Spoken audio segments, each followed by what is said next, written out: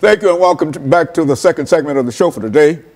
We're talking to Dr. Herbert Marbury from Vanderbilt University, and he's giving us some information in reference to the institutional church. And he's also given us some excellent information concerning his background and some of the experiences that led him to us this morning. And so, Dr. Marbury, let's see if we might be able to pick up where we left off and to have you to start talking about African Americans and the institutional church from your perspective. Well, I think what's foundational for the institutional church for African Americans, and perhaps foundational for most churches, but particularly for black churches, is the Bible. You find it in the pulpits. We preach from it. It is our authority for our moral life, and it is for most Christian communities the Word of God.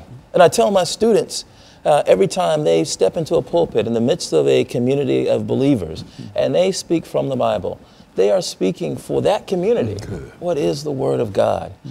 And so one of the things that captured my attention when I was a student at ITC and then later at Vanderbilt, I had good professors like Professor Victor Anderson and Professor Lewis Baldwin, who interests me not only in ethics, that is how black communities think about what's right and wrong, but also interested me in the history of the black church. And from that standpoint, I wanted to know, well, why do black churches, why do churches in general think of the Bible and use the Bible so differently? For example, you look in Nashville and you've got churches from one end of the city to the other. And on fundamental issues, we disagree, and yet the same book is being preached from our pulpits. And I began to wonder, well, what's going on? It's not the book is the same. What's going on in the way that we interpret these texts? It's the interpretation of the book. Absolutely, it's the way. And so I wanted to study how African Americans historically have interpreted the Bible. And so that's the reason I wrote Pillars of Cloud and Fire. It begins to look at African American biblical interpretation from the antebellum period, starting with slavery. And I look at various examples. A radical example and a conservative example in the antebellum period, beginning with Absalom Jones and David Walker. I move on to look at Reconstruction with Frances Ellen Watkins Harper and John Jasper. The Harlem Renaissance with Zora Neale Hurston. Then the era of civil rights with Adam Clayton Powell and Martin Luther King Jr. And finally, I look at the era of Black Power with Albert Clegg.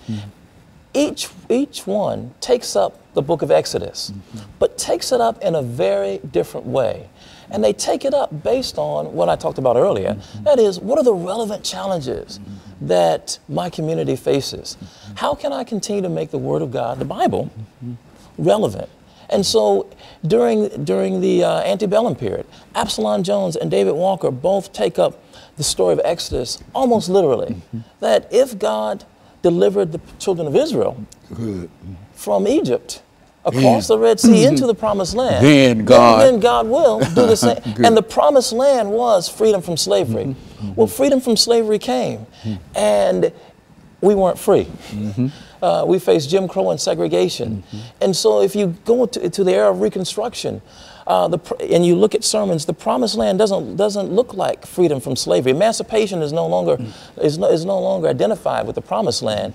Uplift is, well, how do we educate now? How do we move from just emancipation to education and the kind of cultural attainment that will lift black communities? And after Reconstruction, that changes again in the Harlem Renaissance. This idea that we need to throw off the manacles of slavery, the old Southern sort of African American rebirth. And a rebirth. That's right. The Renaissance man. Renaissance man, Renaissance woman. But for the Harlem Renaissance writers, for the most part, except for Zora Neale Hurston, they were really thinking rather in sexist terms. So they were thinking the new Negro was the new Negro man. But Zora Neale Hurston, I thought, was one of the most interesting figures during that time. Her Moses, Man of the Mountain, helped African Americans rethink the Exodus story in a way that took the focus off a singular figure like a Moses figure and put it on the community and asked us to imagine together what it would mean if we all together walked into the promised land and we weren't waiting for or dependent upon one singular figure or God to send one person to deliver a whole group of people. And then I go on to look at the era of civil rights with Adam Clayton Powell and Martin Luther King Jr., who understood the Exodus story and the promised land as being included as full citizens, that we would certainly enjoy, as Dr. Martin Luther King would say, the blessings of liberty. And if you look at his speeches, he takes the rhetoric from the Constitution and the Declaration of Independence, the kind of rhetoric that founded our nation, and he connects it to the Exodus story. And freedom means becoming a full citizen. Well, at a certain point, by the end of the civil rights movement, we find that Albert Clegg wants to do something very different with that. That there's the frustration that has risen because African Americans still aren't enjoying the blessings of liberty. There is a move to take that story and to claim it for ourselves and to claim the power to change our lives. Not that power, but not placing it in the founding documents, but placing it in black communities themselves.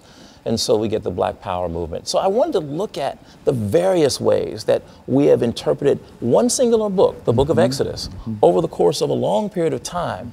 But my concern was to show that each interpreter started first with the concerns of their community at that time.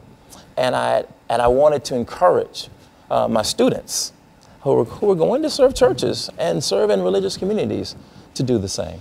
You know, during this second segment, the final segment, what I would like for you to do is to, and I think you've mentioned Adam Clayton Powell and Dr. Martin Luther King. I think that these are two giants, but I think that people know more about Dr. King than they do about Adam Clayton Powell. And so during this this final segment, when we come back, we've got about 45 or 50 seconds here. But when we come back during this final segment, what I'd like for you to do, and I say this now because I don't want to forget to push it forward. I want you to talk about Dr. Martin Luther King and Adam Clayton Powell, and with emphasis upon Adam Clayton Powell and why he is significant and what the things that you've been doing. Okay? And so what we'll do, we'll take this final commercial break, and then we'll come back and we'll deal with some aspects of Dr. Martin Luther King and Adam Clayton Powell. And we'll be back with our audience following this very, very short commercial break.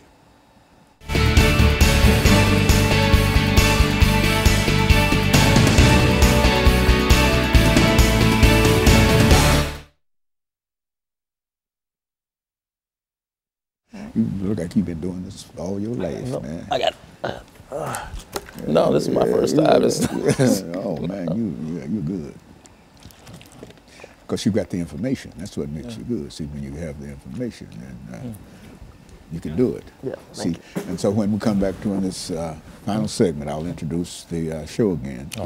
But and in case I forget, but what I'd like for you to do is to look at these two personalities within the context of all the things that you've studied about them and writing your book and books and et cetera, and to look and to examine those two individuals, Dr. Martin Luther King and Adam Clayton Powell, and point out whatever the similarities or difficulties and et cetera, whatever you want to talk about. But I think that would be good to end this, because these are the two most important individuals in terms of contemporary black society and the institutional church, you see. And I'd like to know more about about this myself, you see. And so when we come back, we'll do that. We'll do this. We will have, excuse me, we'll have 10 minutes to do this. I need some water myself. Yeah. Okay, very good. Thank you now. Herbert Marbury. Yes, that's it. Okay, well, I have to do that every time.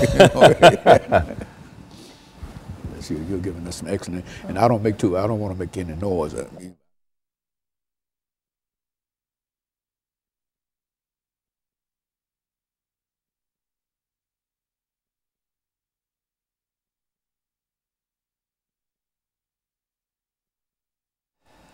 Thank you and welcome back to the final segment of the show for today. We're talking to Dr. Herbert Marbury from